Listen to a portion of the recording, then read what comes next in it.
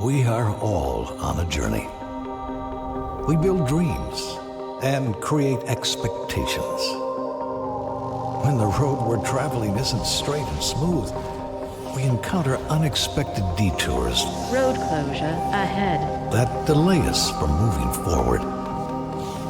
This is where dreams die and passions fade. Obstacle in road ahead.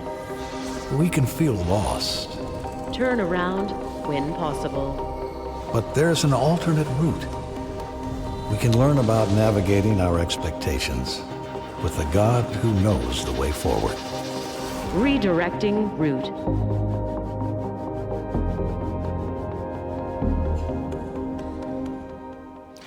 We are in the second week of our current series looking at expectations. Fall is a time for new beginning and fresh start, so it brings lots and lots of expectations. Expectations are high in the fall season. However, expectations are operating in every season of life.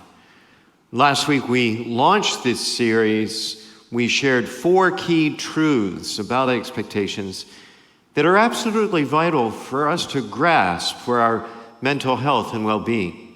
If we fail to grasp these truths, then our expectations can actually work against us, even harm us and hurt us. Truth number 1, we said last week, expectations are multifaceted. You have expectations for every area of your life. So do I. Every day, all day long, we operate under expectations. Simple expectations that are simply a part of our everyday life, like, I expect you to return my greeting when I say hello.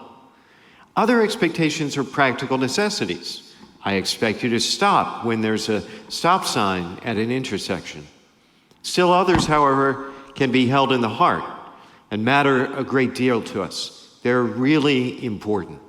I expect people I love to love me in return.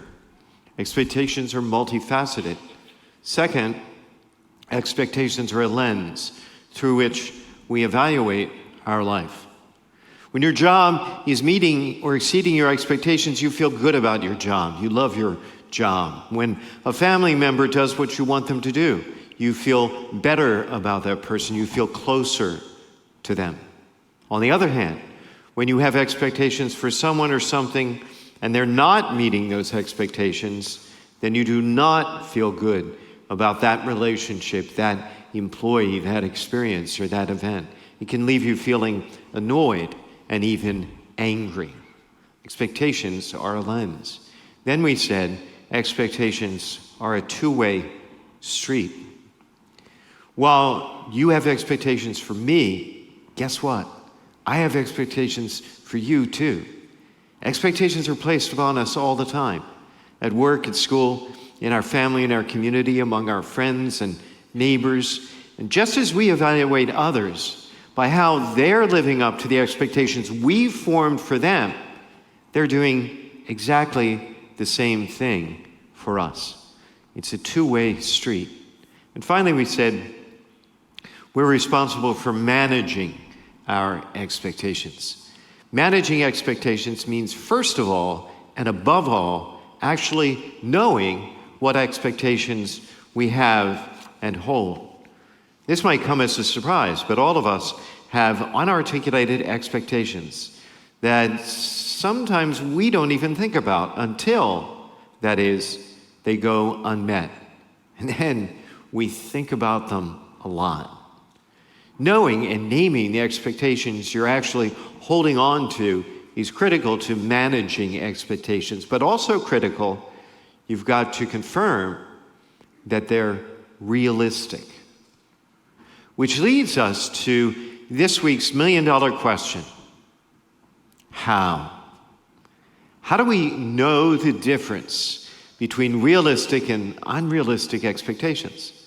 Because let's face it, more than any other culture in any other time in history, we are swimming in a sea of unrealistic expectations. Technology is one key reason for sure. Living in an age of incredible speed and often instant gratification, the internet provides access to the world at our fingertips on our phone, all of which can easily fuel unrealistic expectation. Advertising and marketing are another key reason. Beautiful, happy, often young, successful people set unrealistic expectations for what we should look like, for how we should be acting, for what we should be wearing. Clothes and cars and shoes and just all the stuff out there that can set unrealistic expectations, not only for what we should have and buy, but even for who we should be and how we should feel. We're lured into false comparisons, and time and again, we fail in those comparisons. And then there's social media. Think about it. Social media adds to all of this in a powerful way. On social media, people post their very best version of themselves and their kids and their dogs and their activities, and you're left to compare it all to your worst version of yourself that you're more than painfully aware of. Their great adventures to your boring, monotonous, tedious life. Their amazing kids and their amazing achievements at their amazing schools, and your struggling kids struggling. You already know all this. So what comes next isn't exactly a news flash, but more like a reminder. A reminder that you and I probably need from time to time, and it's this. Many of your expectations, mine too, are unrealistic. You're busy comparing yourself and your family to a world that's not real. Unrealistic expectations distort our perspectives so that we miss out on the good things God is already giving us. Unrealistic expectations feed our jealousy and greed. They fuel frustration. They breed discontent.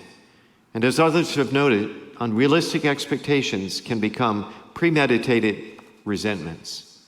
And if you're anything like my pal Tom, who maximizes unrealistic expectations and then minimizes real results, you've chosen a very difficult path for yourself. Because you can never win. You set yourself up to fail every single time.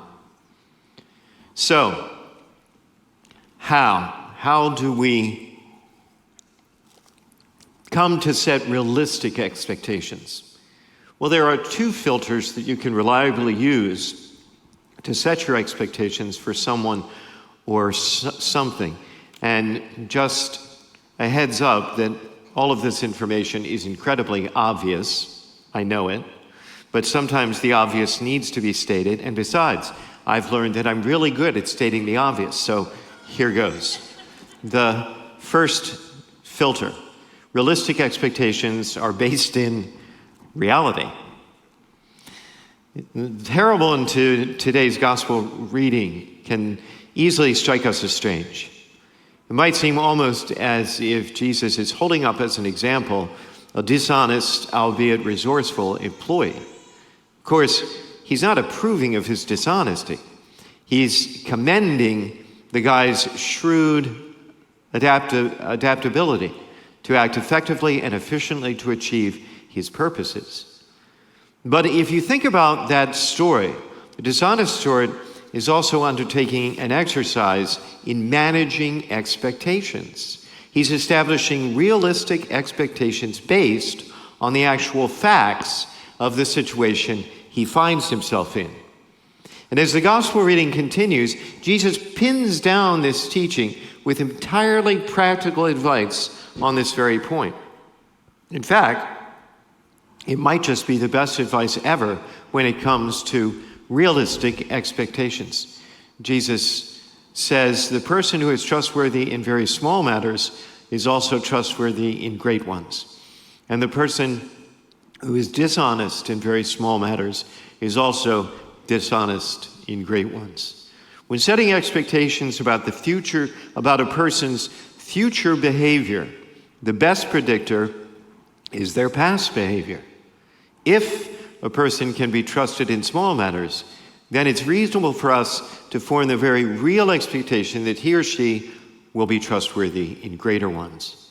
If, on the other hand, someone has shown themselves to be dishonest or simply unreliable, it would be advisable not to trust them moving forward. Past behavior and experience lets us know what we can realistically expect from people, from companies, from organizations. Does that mean that people can't grow? Does that mean that organizations and businesses can't improve? No, of course not. However, if nothing changes, then nothing changes. If there hasn't been any change in the person, the organization, the culture, then there is no reason to raise expectations that their future behavior will be different. If your spouse is always late, then you should expect your spouse to always be late, unless you're going to take a time management class together. If your child struggles in school, there should be no expectation of higher grades, unless you hire a tutor. If you've got an employee who's simply not providing what you want and need in their performance, that's not going to change. No matter how much you bang your head against the wall and nag and complain, it's not going to change unless and until something else does. But if you're unhappy with a relationship or a problem employee or a service provider or the general state of some situation, it doesn't mean you just have to suck it up and accept the situation indefinitely if you consider a second factor. A realistic expectation is agreed upon. Often we set up unrealistic expectations because we assume other people know what we want or what is expected of them. When we assume, we believe something to be true without any proof that it is true. We treat a possibility as a certainty. And in the process, we can create a great deal of turmoil and resentment in our relationships at work, at school, at home. The sooner we set clear, shared expectations and avoid assumptions, the more successful we'll be. Agreed upon expectations, of course, mean communicating with one another. Sometimes we think we've communicated our expectations to others, but really have not. Think about someone you're struggling with right now, today, this morning. Have you really communicated what you expect from them? Could they articulate what you want from them? Even taking time to communicate can be difficult. We don't want to do it. We'd rather people just know what we want, right? As if they could read our mind. I remember a parishioner complaining about her husband who had disappointed her for their anniversary. He bought her some flowers, but the flowers didn't exactly cut it. She'd been expecting a gift, an evening together, a candlelight dinner with wine. And I asked her if they had discussed their plans for the anniversary, and she admitted they had not. But then she added, "We shouldn't have to discuss it. He should have known."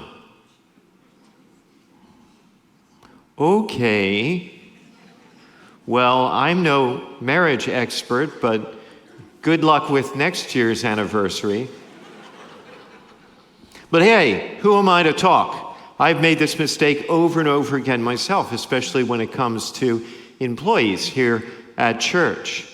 We had a music director a while back who was a brilliant musician, but somewhat problematic, somewhat challenging, leading me to form a number of expectations for him that were entirely realistic, easily achievable, and completely reasonable, but expectations that remain uncommunicated to him, and inevitably expectations that went unmet. And then, when that happened, every single time that happened, then I would communicate my expectations in a most unhelpful, untimely manner that left me angry and him frustrated. It did nothing to advance our goals, and it was deeply unfair to the guy. We resist communicating our expectations sometimes because it takes thinking through what we really want. And sometimes our expectations are cloudy. And if they're cloudy to us, they're a deep, dense fog to everybody else. We can also resist communicating our expectations because it makes us vulnerable. Once we communicate, we've revealed our heart, and that means we can get hurt. So here's the process we're talking about in a nutshell. It's about clarifying your expectations for yourself, first of all, as clearly as possible. As we suggested last week, if it's helpful, write them down. Clarify your expectations and then communicate your expectations by verbalizing them to others in a timely fashion, in a respectful way, free from anger or any kind of emotion. Clarify, communicate, and then confirm your expectations. After sharing your expectations, establish that the other person has actually heard you and understands what you mean and agrees. And to help you out, we have another tool we're offering this week. We'll let you know about it after communion. It was the famous Irish playwright, George Bernard Shaw, who famously said, "The greatest difficulty in communication is the illusion that it's taken place." Communicating our expectations, it's really about accepting people for who they are instead of who we want them to be. Accepting them for where they're at instead of where we want them to be. And that means in the end, it's about loving people. It's about loving them as Christ loves us. He loves us for who we are and where we're at right now. But he loves us too much to just leave us there, because he has the very highest expectations for us. He expects us to become like him. Thanks for watching. Be sure you hit that subscribe button so that you don't miss a thing. You can be part of our mission to love God, love others, and make disciples by sharing this video. We're grateful that you're part of this community.